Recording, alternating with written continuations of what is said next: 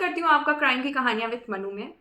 तो ये एक दिल्ली की दर्दनाक कहानी है, दिल दहला देने वाली एक दर्दनाक कहानी है, जो है सन 2018 की, 23 जून 2018 की। कैंट मेट्रो स्टेशन के पास दिल्ली में एक महिला लगभग दोपहर के 1 बजे खून से लथपथ लोगों को दिखती है। तो जो कि पुलिस आती है वहाँ पे, तुरंत मौके पे लोग पुलिस को बुलाते हैं। और वो जो एरिया था वो आर्मी कैंटोनमेंट के बिल्कुल नज़दीक में था। तो उसके साथ में पुलिस अपना इनिशियली जो इन्वेस्टिगेशन होती है वो यही मान के चलती है कि ये एक हिट एंड रन का केस है, क्योंकि महिला की जो हालत थी वो कुछ ऐसी ही थी कि रोड के बीच में पड़ी थी, बिल्कुल खून से सनी हुई। तो उसकी हालत ऐसी थी जो हिट एंड रन लग रही थी। तो जो पड़ताल शुरू हुई पुलिस की, इनिशियल जो जांच शुरू हुई शुरुआती तौर पे, वो हिट एंड रन मान के शुरू हुई। तो देखा जाता है कि ये बहुत मतलब कि उनके पास अगर चेक किया जाता है कि कोई मतलब पहचान के लिए कोई आईडी प्रूफ हो, कोई फ़ोन हो, तो उस महिला के पास उसमें से कुछ भी नहीं था। कोई आईडी प्रूफ नहीं था, कोई पर्स नहीं था, कोई फ़ोन नहीं था, कुछ भी नहीं था। तो पुलिस एक थोड़ा-सा मतलब ये हो जाता है कि ये हिट एंड रन था इस मामले में, और कोई उसके पास इनिशियल मतलब कोई आईडी प्रूफ नहीं है, तो पुलिस को ये लगता है कि ये क्या केस है। लेकिन पुलिस की सारे आसपास के दिल्ली के सारे थानों में उनकी फ़ोटोज़ भेज देती है आइडेंटिफिकेशन के लिए, कि अगर कोई कंप्लेन आए मिलती-जुलती इससे, तो उससे उन्हें पता चले कुछ। पर अभी फ़िलहाल तो कुछ नहीं हुआ, जाँच शुरू हुई और साथ में जब इन्वेस्टिगेशन टीम आती है, तो क्या पता चलता है कि ये हिट एंड रन केस नहीं है, ये बाकायदा एक मर्डर केस है। जिसमें महिला को पहले ही मार दिया गया था, उसके बाद उसको मर्डर ना दिखा के हिट एंड रन दिखाने के लिए उसके ऊपर गाड़ी से रौंद दिया गया था। तो ये महिला कौन थी, क्या थी, अभी तक कुछ भी नहीं पता था। करीब 4 बजे के करीब एक नारायणा पुलिस स्टेशन में एक आदमी आता है, जो बोलता है मेरी पत्नी दोपहर से गायब है, उसका फ़ोन भी स्विच ऑफ आ रहा है, वो हॉस्पिटल के लिए निकली थी पर अभी तक वो घर नहीं लौटी है। तो उसने वो आदमी और कोई नहीं बल्कि आर्मी का एक मेजर, इंडियन आर्मी का एक मेजर अमित द्विवेदी था। और वो बात कर रहे थे अपनी बीवी शैलजा द्विवेदी के बारे में। तो शैलजा द्विवेदी जो थी वो बहुत ही खूबसूरत थी, और उसके चलते उन्होंने कई ब्यूटी कंपटीशन में पार्टिसिपेट किया, जीता भी था और मॉडलिंग में भी अपना हाथ आजमाया था। पर उसके साथ उन्होंने बताया कि जब उनसे पूछा गया कि आपकी पत्नी कहाँ गई थी, कब गई थी, कैसे गई थी, तो उन्होंने बताया कि उनकी पत्नी को एक हाल में ही छोटा सा चोट लगा था, एक्सीडेंट हो गया था, जिसके चलते उन्होंने आर्मी हॉस्पिटल में दिखाया था और उनको फिजियोथेरेपी कराने के लिए सजेस्ट किया गया था। तो वो उसी के लिए डेली फिजियोथेरेपी कराने आती थी आर्मी हॉस्पिटल। तो उनको उस आर्मी की जो तरफ से गाड़ी मिली थी उससे उनको बाकायदा ड्राइवर छोड़ता था दोपहर में, और थोड़ी देर बाद उनको वहाँ से लेने भी आता था। पर वो छोड़ा, उसके बाद जब लेने गया तो वो वहाँ पे नहीं थी। तो अभी उन्होंने परेशान होकर पुलिस में आके कंप्लेन की कि ऐसी ऐसी मेरी पत्नी नहीं मिल रही है। तो ये कोई आम केस तो रहा नहीं, अब ये काफ़ी हाई प्रोफाइल केस बनता जा रहा था, क्योंकि इसमें एक मेजर आर्मी की इन्वॉल्वमेंट आ गई। तो पुलिस ने पूछा क्या आपको किसी पे शक है कि आपकी नाम जो लिया वो एक मेजर का ही लिया, वो भी एक इंडियन आर्मी के मेजर ही थे।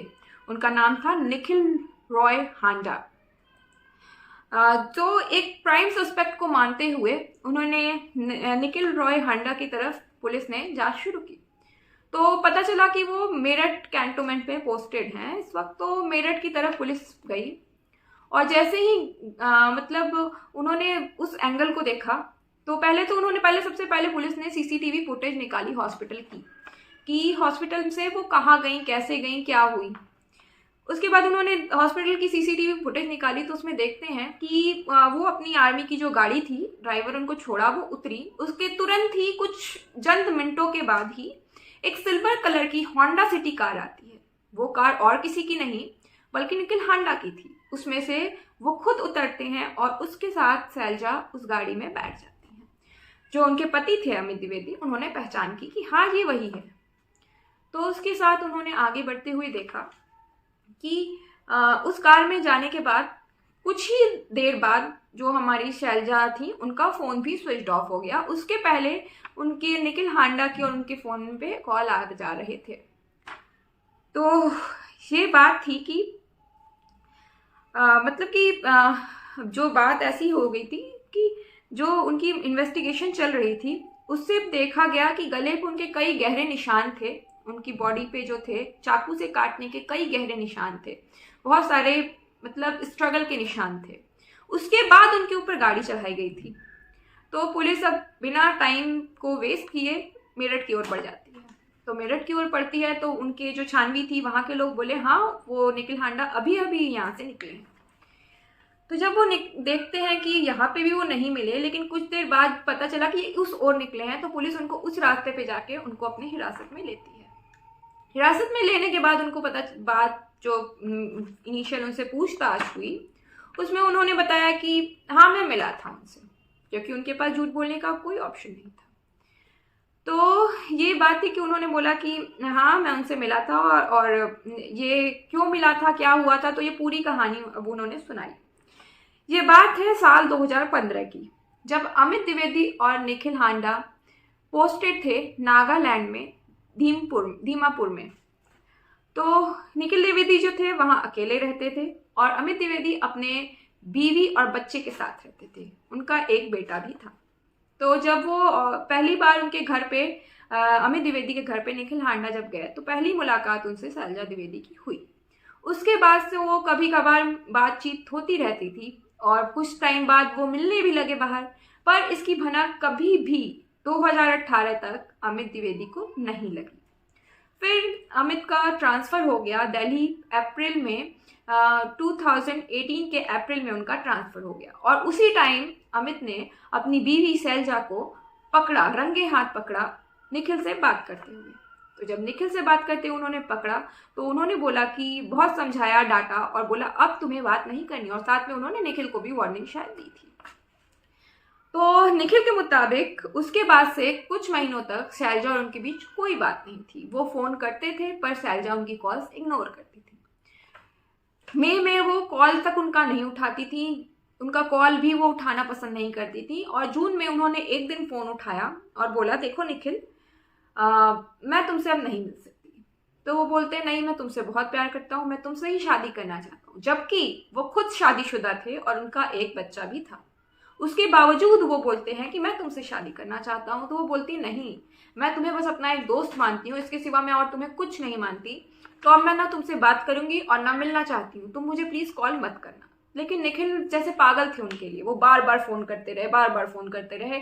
और अंत में वो जब उनके पास कोई ऑप्शन नहीं हुआ तो उनको यहाँ पता चला कि वो फिजियोथेरेपी कराने हॉस्पिटल आती हैं। तो उन्होंने एक झूठा बहाना लिया माइग्रेन का और उस हॉस्पिटल में अपने आप को दिखाने आने लगे। लेकिन उससे भी जब बात नहीं बनी, शैलजा तब भी उनसे बात नहीं करती थी, तो उन्होंने क्या किया कि अपने स्वस्थ बेटे को बीमार साबित करके हॉस्पिटल में एडमिट करा दिया। तो अब मैं ना तुमसे बात करूंगी और ना मिलना चाहती हूँ, तुम मुझे प्लीज़ कॉल मत करना। लेकिन निखिल जैसे पागल थे उनके लिए, वो बार बार फ़ोन करते रहे, बार बार फ़ोन करते रहे। और अंत में वो जब उनके पास कोई ऑप्शन नहीं हुआ तो उनको यहाँ पता चला कि वो फिजियोथेरेपी कराने हॉस्पिटल आती हैं। तो उन्होंने एक झूठा बहाना लिया माइग्रेन का और उस हॉस्पिटल में अपने आप को दिखाने आने लगे। लेकिन उससे भी जब बात नहीं बनी, शैलजा तब भी उनसे बात नहीं करती थी, तो उन्होंने क्या किया कि अपने स्वस्थ बेटे को बीमार साबित करके हॉस्पिटल में एडमिट करा दिया। और इससे उनको आर्मी बेस से भी छुट्टी मिल जाती थी बेटे की बीमारी के बहाने, और वो हॉस्पिटल में रहने लगे अपने बेटे की बीमारी के नाम पे। और जब वो शैलजा आती थी तो उनसे एक दो बार बात भी किए। उसके बाद उन्होंने बोला कि मैं तुमसे अच्छा एक बार मुझसे मिल लो अकेले में, मैं तुमसे कुछ बातें करना चाहता हूँ, बस एक आखिरी बार मिल लो। तो वो बोलती हैं ठीक है मैं मिल लूँगी। तो जैसा उन्होंने प्लान किया था तो वो 23 जून को उनके पास वो गई और उनकी गाड़ियाँ बैठती हैं और मिलने जाती हैं। तो वो जैसे ही गाड़ी आगे बढ़ती है वो लोग बात करने लगते हैं आपस में कि देखो तुम मेरे संग रहो, मैं तुमसे बहुत प्यार करता हूँ, मैं अपनी बीवी को तलाक दे दूंगा। और उसी दरमियान वो कार में ही बैठ के अपनी वाइफ को फ़ोन करते हैं कि देखो मैं अब तुम्हारे संग नहीं रहना चाहता, मैं तुम्हें तलाक देना चाहता हूँ। और वो शैलजा को भी फोर्स करते हैं कि तुम अपने पति से जल्दी तलाक लो और मेरे संग शादी कर लो। वो बोलती है नहीं मैं अपने पति से तलाक नहीं लूँगी और ना तुमसे शादी करूँगी। इस बात से निखिल को बहुत गुस्सा आता है। वो बहुत उनसे रिक्वेस्ट करते हैं प्यार से और डांट के लड़के जैसा भी करते हो, तो वो नहीं मानती हैं। तो अंत में वो बोलती हैं देखो निखिल अब तुम मुझे परेशान करना और मेरा पीछा करना बंद कर दो, वरना मैं आर्मी में भी तुम्हारी कंप्लेन कर दूंगी और तुम्हारा कोर्ट मार्शल हो जाएगा। जिससे उनको बहुत गुस्सा निखिल को आता है। वो बोलते हैं अच्छा तू मेरी नहीं होगी तो मैं किसी का नहीं होने दूंगा तुझे। वो साथ ही अपने चाकू भी लाए रहते हैं और उसी चाकू से उनके गले को रेत डालते हैं, बार बार चाकुओं से वार करते हैं। उनका दम वही निकल जाता है और अब वो कार में खून से लथपथ उसको देखते हैं तो वो सोचते हैं अब मैं क्या करूं इस लाश का। तो जब वो ये सोचते हैं कि अब मुझे क्या करना चाहिए तो वो फिलहाल वो जाते हैं और सोचते हैं कि मैं इसे एक एक्सीडेंट साबित कर देता हूँ। और उसके एक्सीडेंट साबित करने के लिए उन्होंने आगे बढ़ के उनको कहीं रोड पे रख दिया, कैंट मेट्रो स्टेशन के पास, और उसके ऊपर गाड़ी रोकते हुए चले गए। उनका बेसिक मोटिव था कि उनका चेहरा खराब हो जाए और उसके साथ ही उनकी सारी आइडेंटिटी प्रूफ एंड मोबाइल्स को दूर जाके कहीं एक डस्टबिन में डाल दिया ताकि इनकी कोई पहचान ना हो पाए। लेकिन उसके बाद उन्होंने जो अभी फिलहाल वो दिल्ली में ये घर लेके रह रहे थे, अब वो फिलहाल वहां जाते हैं और तुरंत नहाते हैं और खून वून साफ करते हैं। लेकिन गाड़ी में काफी सारा खून था, गाड़ी के टायर पे खून था, तो अब उनको टेंशन थी कि ऐसे खून से लथपथ गाड़ी लेके मैं कहाँ जाऊं। उनको तुरंत दिमाग में स्ट्राइक हुआ कि मुझे ये गाड़ी धुलाना चाहिए। पर अगर वो दिल्ली में उस गाड़ी को धुलवाते तो कोई भी सस्पेक्ट मतलब वो सस्पेक्ट बन सकते थे, कोई भी शक कर सकता था। तो उनके दिमाग में मुझे मेरठ जाना चाहिए। लेकिन वो जब दिल्ली वाले घर से नहा वहा के निकलते हैं तो वो हॉस्पिटल के पास आते हैं मौके का जायजा लेने की कैसा माहौल है, तो वहां बिल्कुल माहौल शांत था। तो ये देख के वो मेरठ की ओर बढ़ जाते हैं और अपनी गाड़ी धुलवाने के लिए सोचते हैं और वो मेरठ में पहुंचते हैं, अपनी गाड़ी वाड़ी जो भी कराते हैं, फिर आगे बढ़ते हैं। फिर तब तक उनको हिरासत में ले लिया जाता है। जब वो पकड़े जाते हैं उनको 14 दिन के रिमांड पे ले लिया जाता है और उनका जो उनसे पूछताछ हुई और उनके कॉल रिकॉर्ड्स देखे गए तो उसमें पता चलता है कि उन्होंने लास्ट 6 मंथ में शैलजा को 3,352 बार कॉल किए थे और साथ ही जिस दिन उनको मिलना भी था उस दिन भी वो लगातार 10 बजे से 12 बजे तक शैलजा को कॉल करते रहे। 12 बजे जब शैलजा मिल गई तो उसके बाद उनका लास्ट कॉल 12 बजे था। तो उसके साथ ही यहाँ पे ये हुआ कि जब उनकी गाड़ी की शिनाख्त हुई, मतलब गाड़ी जब उनकी जांच हुई, सब कुछ हुआ, तो गाड़ी में पता चलता है कि 2 चाकू था, सब कुछ था और साथ में उनके एक और मोबाइल फोन भी मिलता है। तो इससे पता चलता है निखिल रॉय होंडा जो थे वो ये 2 फोन यूज करते थे। एक जो अपना नाम से यूज करते थे, अपना सबको नंबर दे रखे थे, और एक फोन जिससे वो अलग आईडी बनाए हुए थे और अलग अलग लड़कियों से बात करते थे। फिलहाल जिस दिन वो शैलजा से मिलने आए थे उस दिन भी वो लगातार 2 और लड़कों को कॉल करते रहे। 12 बजे जब शैलजा मिल गई तो उसके बाद उनका लास्ट कॉल 12 बजे था।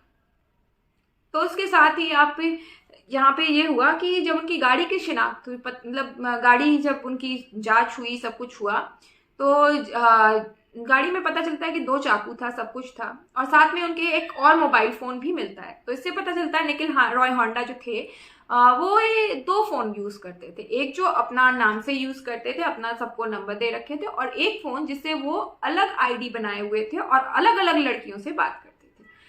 फिलहाल जिस दिन वो शैलजा से मिलने आए थे उस दिन भी वो लगातार 2 और लड़कियों से भी संपर्क में थे। तो उनकी एक हॉबी कह सकते हैं, या जो भी उनकी ये हॉबी ही थी। तो और आगे बढ़ते हैं तो देखते हैं कि उस आईडी से वो बातचीत करते रहते हैं। उनकी लड़कियों से बात करने में बहुत इंटरेस्ट था और साथ ही वो बोलते हैं कि ये मर्डर प्लान्ड नहीं था, वो मैं गुस्से में बस आके ये मर्डर कर दिया, गलती मतलब एक आवेश में आके कर दिया। पर बिल्कुल ये ऐसा नहीं था। उनकी गूगल हिस्ट्री चेक की गई तो उसमें बहुत सारी हिस्ट्री में लास्ट नाइट की हिस्ट्री में आया कि हाउ टू किल समवन, कैसे किसी को